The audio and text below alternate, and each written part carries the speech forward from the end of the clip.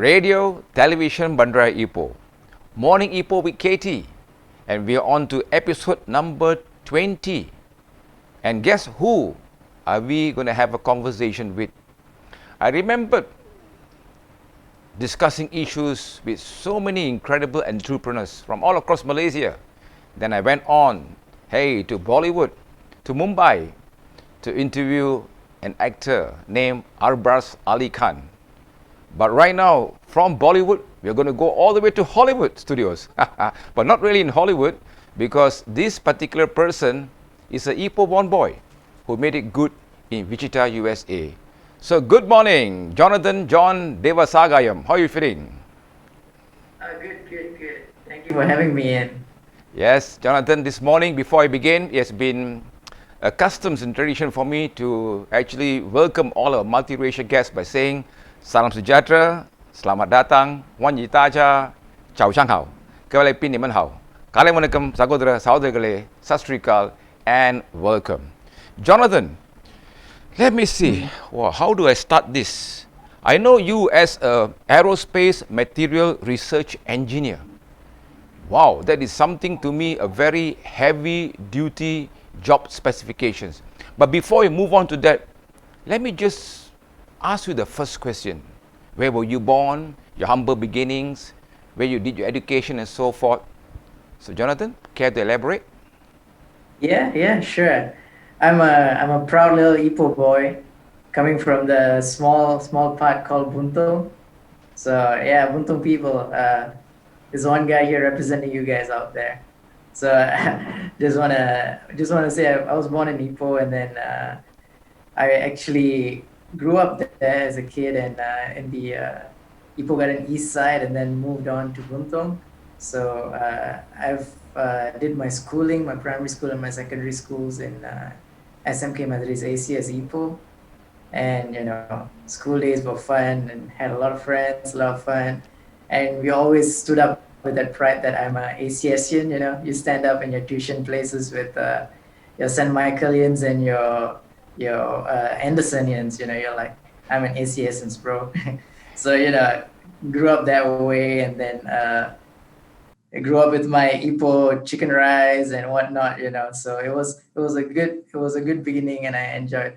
And I grew up to graduate from ACS, and then went on to NIAR to study my undergrad, part of it at least. Yeah. Mm-hmm.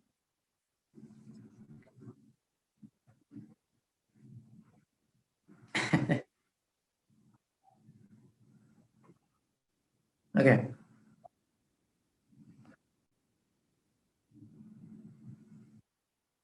You know why? I too Uh-huh. studied in that glorified. Okay. I'll start back again. Okay. Wow, Jonathan, the magical words I just heard is the three incredible alphabets, ACS Ipoh, because I too was educated in this incredible school. Well, we know a little bit about your background from ACS Ipoh, moving on. Then tell me, you are now an aerospace material research engineer at the National Institute for Aviation Research in Wichita University. How in heaven did you begin your journey ending up in the US of A, and not as a doctor, engineer, lawyer, teacher, lecturer, but you end up in something which is so, I would say, unique, so incredible, so interesting in the aviation industry? This is a great question which I want you to answer, Jonathan. Okay, yeah. So it all started off when I was young. I always had a passion for flying. I always had a passion for planes. When I saw planes, I always got excited. And I see a plane flying up there, I'd be like, "Oh, what is this? Is this an Asia, or is this like a MAS plane flying over me?" Since I was a kid. So this actually started off with my parents bringing me for traveling everywhere they went. So me, my brother, my mom, and dad used to travel a lot when we were young, and they brought us everywhere we went. So I've had a lot of airplane journeys. I still remember when I was a kid. I was flying an airplane, and the pilot saw me so excited in the plane. He brought me into the cockpit to show me a tour in it. That's one of the memories I'd never forget. So since then, I kind of got instilled into the general aviation side of things. So my initial, ambition was to become a pilot, but and then after I did my SPM and we kind of went around looking for what's the best way to further my career, my dad kind of advised me saying, hey, job market out there is not too good for pilots. There's just an oversupply for pilots, and you're kind of not getting a degree in. You're just getting a license. You want to back yourself with a degree. Get yourself rolling, and then maybe consider doing a piloting license later on in your future. And I dad your dad always kind of throws wise words at you sometimes, and you take them because he's seen more in life than you did. So I took that advice, and it totally opened up a new horizon for me in the whole industry.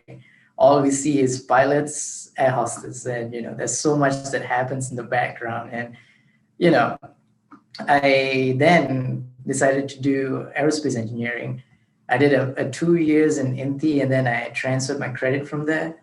And then I did 2 years in Wichita, Kansas. So I transferred to this university called Wichita State University. By the way, one of the best decisions I've made, because it kind of replicates how Ipoh looks as well. It's a small city. It's a very you could get from A to B within 10-15 minutes. It's not much traffic hassle. It's one of those places you can get from A to B whenever you want to without worrying, oh, am I going to get stuck in traffic and whatnot. So I'm glad I made it to Wichita that way. So yeah, that was my transition to Wichita actually. Yeah, and I studied aerospace engineering and graduated. So yep, a short story. Thank you, Jonathan. That is incredible elaboration. And I like the way you said you were intrigued. You were interested in aeroplanes. Whenever you fly in the sky, you want to see, hey, what brand can you see? Is it AirAsia? Is it Mars? But I know your dad, John Cini, and he has been to, I think, about 70% of the world's countries that there is. So being a father who's well-traveled, he has instilled in you this aviation craziness. And I believe John did a pretty good job in trying to influence you not to be just another pilot, but let's look into behind what the pilot does. That is looking into the research engineer in terms in this aerospace industry. Truly an incredible journey, I would say, Jonathan. And I would like to say, when you did your first 2 years in Inti, I'm just intrigued to know how many students were with you who are interested as Malaysians to take up this aerospace engineering degree. So to be honest, from my high school batch of students, I was the only one who ended up being an aerospace engineer. So when I went to Inti Nilai, where I studied my training program, there were a few others. I could say I could count it with my hands. Like less than 10 of them actually were interested in it. So, and the ones that finally ended up transferring, I could say about 5 of us. So not too many. It's one of those roads not often taken.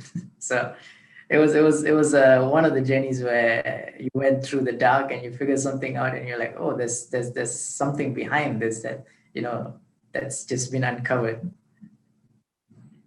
Pretty well said. And now, I'd like to ask you the next question. Your job scope and responsibilities. What do you actually do as an aerospace material research engineer? Just maybe you can tell me a day-to-day routine that you go through, and how do you spend your time doing your research, your responsibilities, your job scope, and so forth. Jonathan? Yeah. So let me put this in simple terms. So let's say you want to build an airplane. Let's say you're Boeing and you're coming to me and you're saying, hey, I want to build this airplane. And then I'm like, oh, okay, what material do you want to use?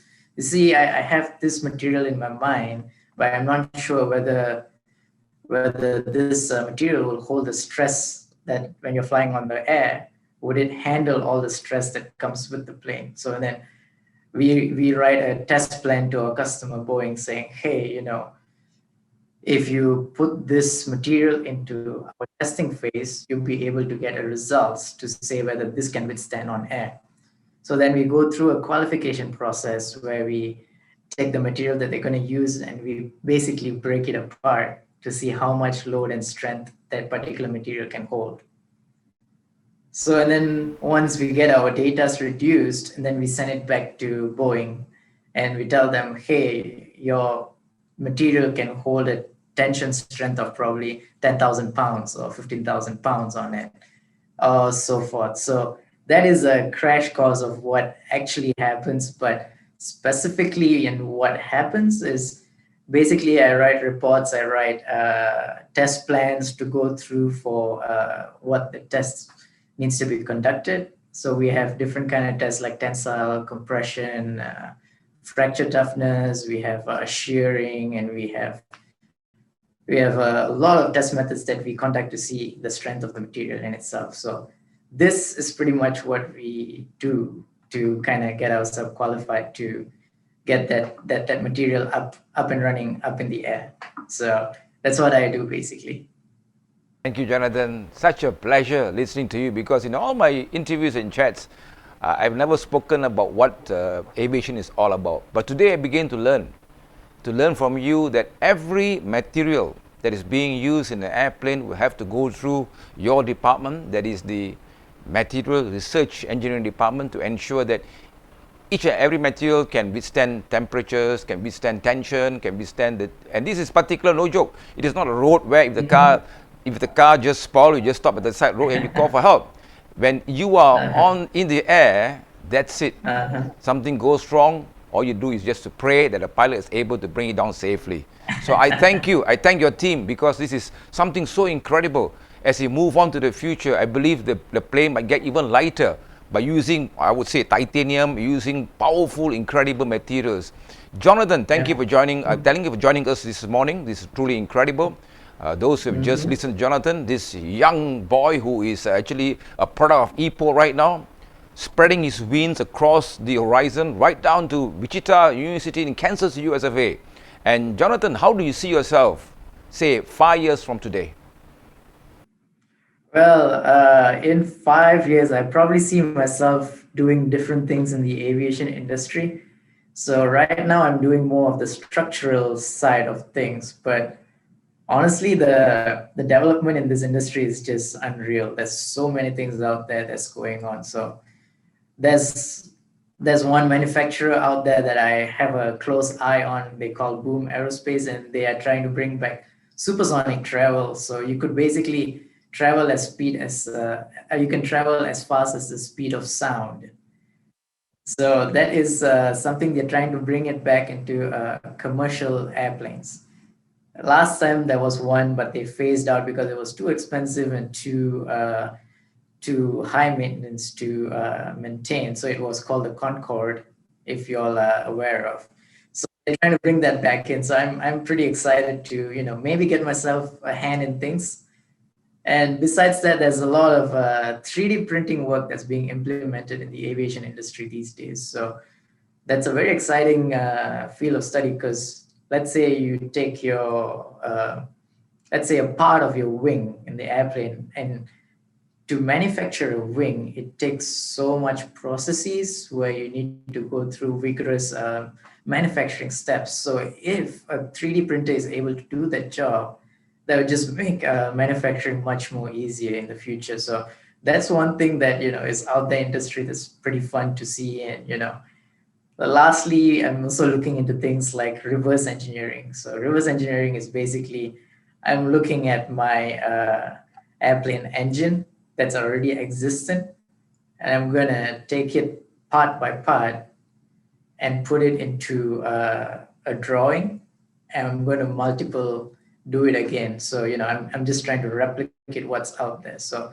that's one job scopes that's growing in the industry, because let's say you want to replicate an airplane that was in the 1970s that do not have a computerized database for it, and now you're able to do so. So those are real exciting things that are going on in the industry. So I see myself going very deep into the industry, because there's just so many things out there that's, undiscovered. So it's one of those things where I'm really excited to see where the future holds.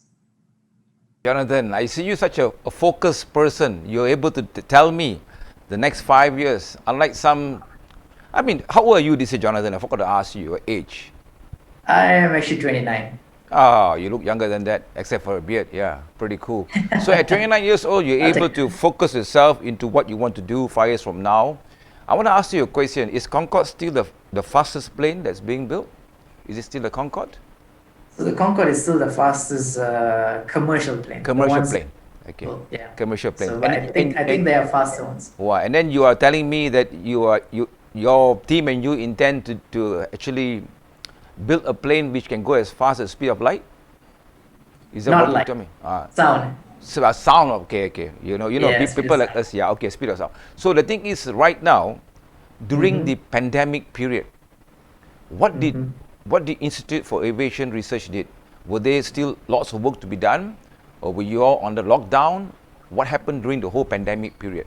The process. Okay, pandemic. So Yes. so just like the whole world, we were kind of shell shocked at the beginning, and so those who were able to work from home were given options to work from home, and then those who were stuck with you need to run machines to stay in business, they had to stay in, and they gave initial phase, they just gave masks and, hey guys, get yourself loaded and stay safe and stuff. But to my surprise, they kept the industry afloat. They still did the job, they still got things going.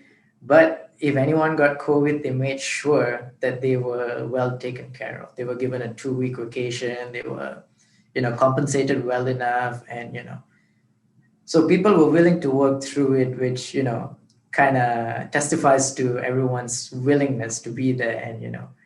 And sometimes the media kind of portrays US taking COVID as a easy thing rather than taking it as a big deal. You can see everywhere you go in the news, the US kind of be the headline of they're kind of dying, they're kind of struggling, but they kind of implemented it in a different strategy, I feel. So work was going fine, but there was a small period where work was slow because the economy was slowing down, and companies were hesitant to spend on research because planes were grounded, planes were not flying, the industry seemed bleak, and the aviation industry needed years for them to recover to where they were. So aviation industry was actually taking a big hit because they were not sure on where are we going with this, how long is this thing going to last. So that was where we were at. But this year, the turn of this year, business has been amazing. That's all I can tell. Things have recovered and turned to a new leaf. Jonathan, such a pleasure listening to you.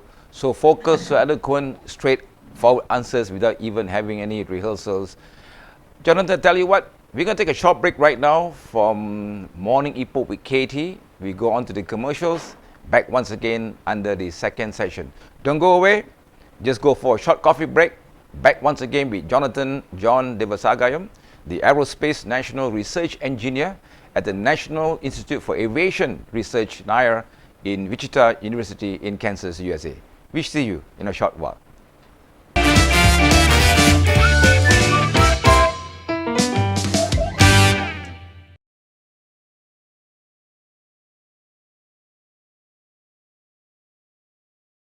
There is a poem that speaks 1,000 images, one that locks your love in place and catches your dreams and transports you where life is simple and filled with innocence. You bathe in the warm embrace of Mother Nature before taking the path into the belly of the earth and feel the cool air on your face among the time-sculpted walls with eternal love smiling at you from above.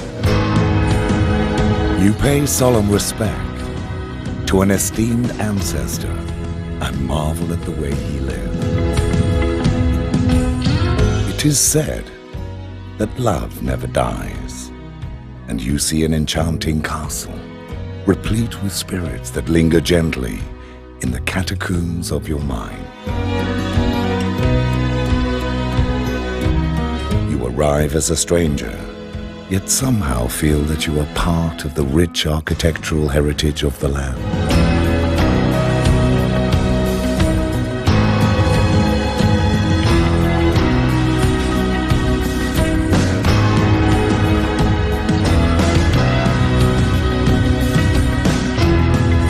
Find yourself in that vast landscape of lushness that surrounds you and welcomes you to a flowery garden where every step you take is a lesson in being one with nature.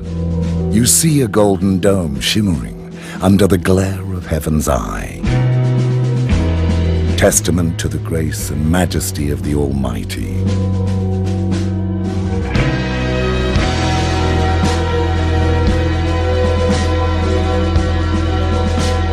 You run and watch in amazement, a delightful behavior of God's creatures.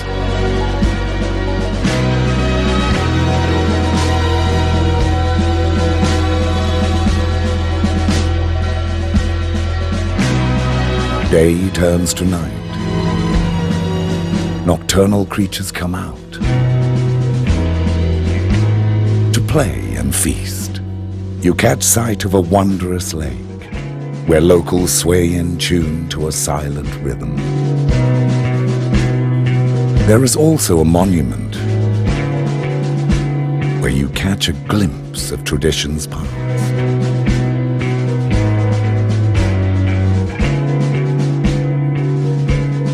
You step into a sanctuary to pay a visit to a dear old friend and his countless children.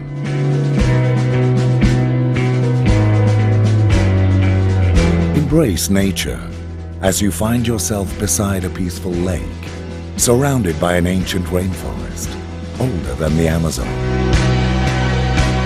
A broad smile crosses your face as you hang in the air, watching a magnificent river gushing down the side of a hill. A splash of crystal clear water refreshes you as you awake on an island. Perched on a rock, you mark the soil with love as an ode to Perak, the land of grace.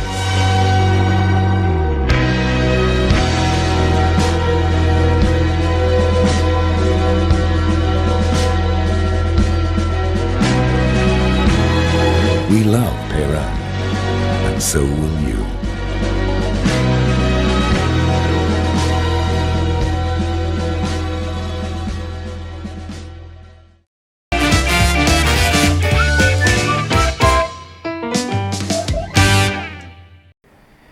Radio, Television, Bandrai Ipoh. Morning Ipoh with Katie, the second session for episode number 20, as we continue tapping on the creative juice of a very young 29-year-old person born in Ipoh, right now doing it big, spreading his wings in the aerospace materials research department as the engineer.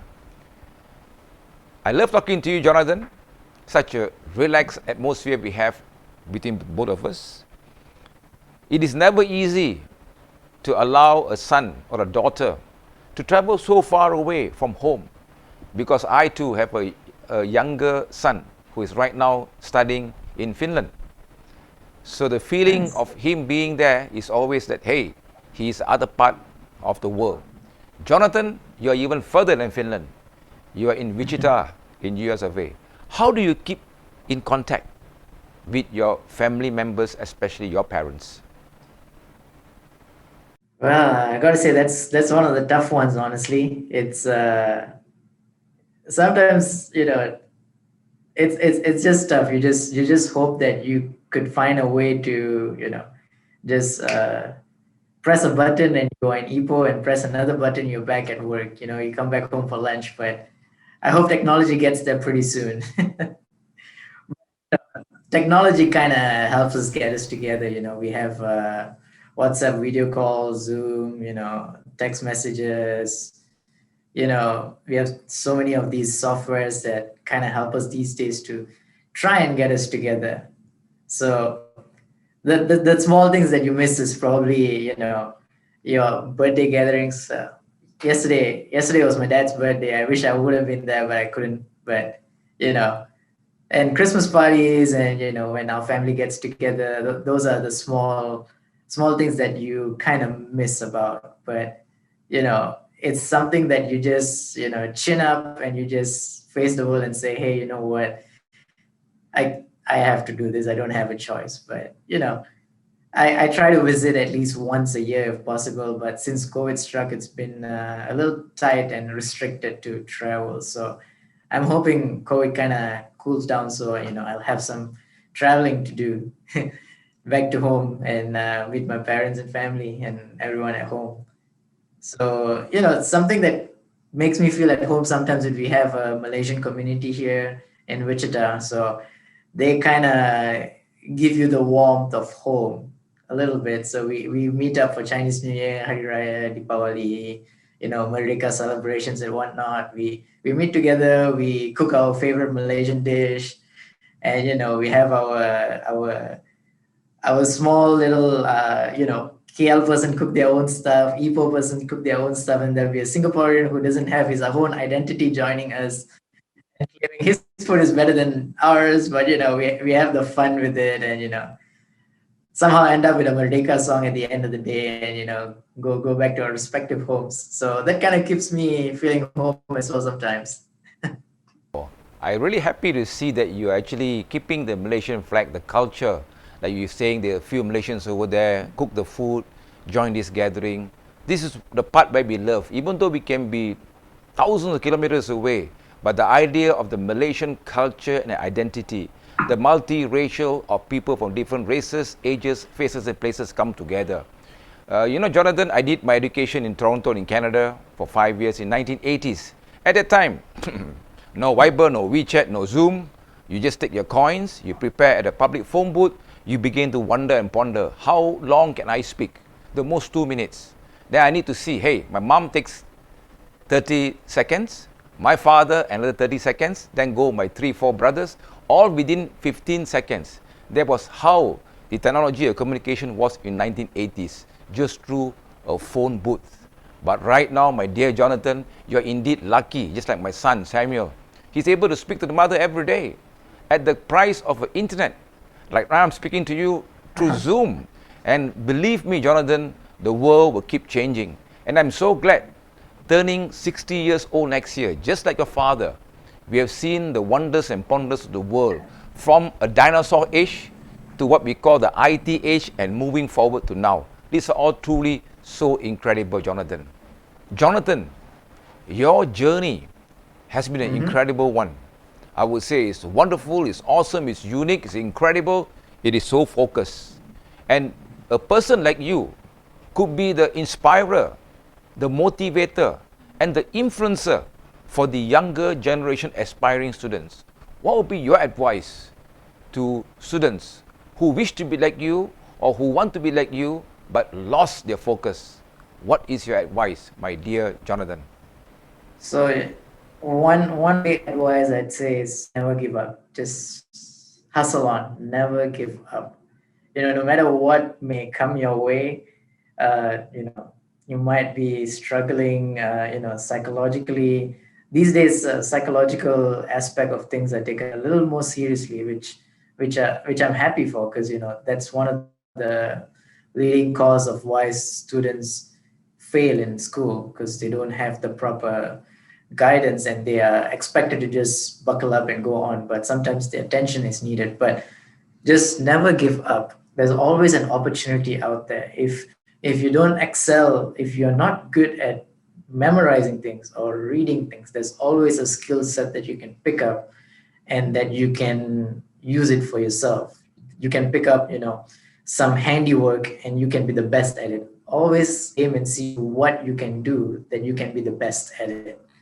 And don't just settle for what is easy and what is convenient for you, but always hustle on to be the best at what you do, and always do and give your best in everything that you do. That will drive you forward. And I understand different people will have different journeys. I got this privilege and blessing to come to the US and study. And some of you might be thinking of, how can I come to the US and study as well? It's an expensive deal, but sometimes students are just not given the right counsel. There are always cheaper ways to come to the US and study as well. There are many community colleges out here where you can transfer to after your SPM that are actually comparatively cheaper than staying in a private university back in Malaysia. So, those are options sometimes not many school counselors are aware of. And, once I actually came here, then I realized, there are actually cheaper options that are out here compared to what I did back at home. So, just don't look at the name USA and look at the conversion rate and just freak out. Sometimes there are better things out here and cheaper things. Thanks, Jonathan. I believe there's a few golden nuggets you have already offered. Never give up. Yeah, just be focused, dedicated, and know your pathway in life. Thank you for sharing with us, Jonathan. And well, you're an Ipoh boy. Your next trip could be when you think it's safe and you take a long holiday. If you were to be back in Ipoh once again, Jonathan, for your next trip, what will your observation be on Ipoh, and how do you want Ipoh to be in your own eyes? Well, honestly, Ipoh is a great city. I've seen Ipoh grow quite a bit in the past years. My last trip back was in September 2019, and when I came back, I saw Ipoh change quite a bit from when I last came. So I was proud to see the changes. It was all positive changes. So it was very encouraging to see that.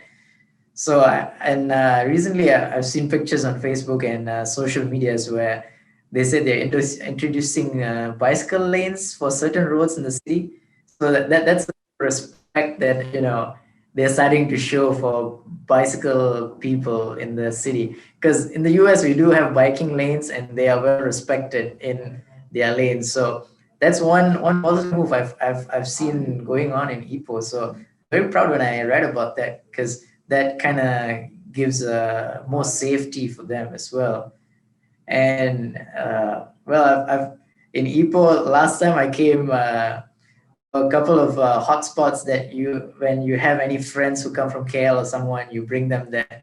One of it is like the Gunung Lang and the Perak Caves area, and I've seen the new mayor kind of put in more effort in trying to conserve and preserve these natural habitats and nature, so that these can be shown to the younger generation as well.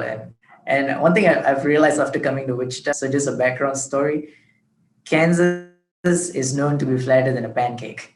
So after I came to Kansas, I started appreciating the Gunung Langs and whatnot, where you see mountains around. So you guys gotta preserve what you have there with the mountains and stuff, because there are places who don't have things like that, and they've preserved all the trees and everything, just making it look very nature themed. So that seems like it's very, very, very positive to hear, honestly.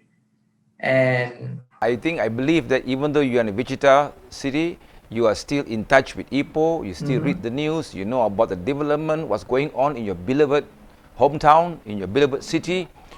Datuk Rumaizi Baharin, the Lord Mayor of Ipoh, has envisaged that Ipoh should be the cleaner city in the year 2023. I repeat, year 2023, which is not very far away, because we're almost coming to the end of 2021. That means basically if I go one more year to clean up, spruce up, and to get voted as the cleaner city in Ipoh, what would be your advice to the citizens of Ipoh? wow, the measure of that is the first thing I'm really impressed of. We want to keep our city clean. That's very important, and I'm glad the mayor is actually taking those steps to make that a reality. Simple things. It starts from each individual. I feel it doesn't start by just announcing it in your radios and your TVs. I'm not saying those don't help, but those definitely help. But everything starts from an individual perspective. If you make the move not to throw your cigarette butts on the road, and you make that decision to throw away the junk that in your car out your window to the streets. If you made the decision to throw away your KFC box into the trash can rather than the floor, that will make a big difference in keeping the city clean. And that awareness should start from within each individual if this plan is going to be a reality. We can't be, depending on the DBI and MBIs to be, in watch of everyone who throws trash on the ground, and hoping that they will find the going to change their mentality. That is just only going to create fear in people that they won't be fined. But within and every individual, this should be an awareness that is implanted, I feel. Thank you, Jonathan. Again, sort of a US ambassador to Ipoh kind of thing to offer this advice. I want to thank you very much. There's so many questions in my mind to ask, but unfortunately, time is always a factor. So, Jonathan, I did not discuss this with you, nor I want to speak to you earlier. I want to see this on an impromptu basis. A question I want to ask you. The mind is aviation. The mind is speaking about flying. We're talking about commercial planes and so forth. So something comes to my mind. That is the Air Asia's boss, Tan Sri Tony Fernandez. Have you had the pleasure to personally meet Tan Sri Tony, Jonathan? Unfortunately, no, actually. Will come when Jonathan John Devasagayam with Tan Sri Tony Fernandez meeting up in a nice gathering of who's who in Ipoh Wood, KL Wood, Hollywood kind of thing. And what do you think will be your conversation with Tan Sri Tony Fernandez? Well, first of all, I will express my awe of what he's done in the industry and how he's put Asia in the face of Southeast Asia and beyond, honestly. And, next thing I'll probably get down to business and tell him, there's more in things where you could invest in. You could invest in trying to build your own plane, not only sticking with flying them, but building your own plane. There's always investment opportunities out there. I'm not saying that he doesn't know about it out there, but I'll probably do a better convincing job out there with him. If I grab coffee with him. Then I love you saying that. Very great, straight to the point. First, thank him for being in industry. Second thing, get straight down to business. This is what I call JJD, Jonathan John Devasagayam. Jonathan, we come to the end of this program. I want to thank you very much. Episode number 20, where today we spoke in great length about aviation, about aerospace. I tell you what, Jonathan, as an uncle to you, I feel proud, privileged to be given the honor to speak to you because your dad actually is my classmate. We went to the same school. Yeah, we shared the same thoughts. And today, after so many years, I didn't tell you that your father was part of my growing up. And it's proud to see the offspring, the son of John Sini doing it well. That's why I wanted this conversation to go on. To tell people in Malaysia, nothing is impossible. Make the impossible to I am possible. And Jonathan stands there in Wichita University, Kansas, USA, with the Malaysian flag flying high, telling that, hey, in this world, if you focus your mind into it, that you can be as successful as Jonathan. I sincerely hope after listening to this conversation, many young, inspiring, intelligent students want to say, hey, I want to be like Jonathan. And that time, I'll be the person to be the ambassador to introduce Jonathan to this young generation of people, Ipoh, so that who knows, one day, maybe Malaysia will invest in this research called aerospace industry. Something so wonderful, we look up in the sky and say, up, up and away, just like Superman. So Jonathan, any parting words before we both take leave? Well, parting words is thanks for having me. I appreciate being on the show. When I was asked to in the first place, I was a little hesitant, but if there's something that I could put out there that could influence the younger generation, I was more than happy to do so. So, I hope the younger generation will take, advice to bring things to another level in the future.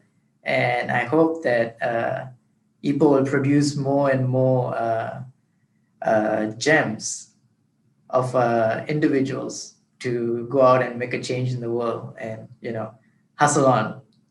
Yeah.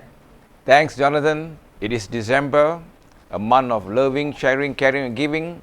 Festive season comes away. I want to wish you a Merry Christmas and a Happy New Year, and hope that the year 2021 has been a wonderful one. Stay blessed as 2022 comes with full of challenges, and we move on, strive on to become bigger, brighter, and better together. With that, thank you. Terima kasih. Sesia. Mika nandri. Stay blessed. Stay safe. Stay healthy. Stay happy. And stay harmonious. Thank you, everyone. Thank you.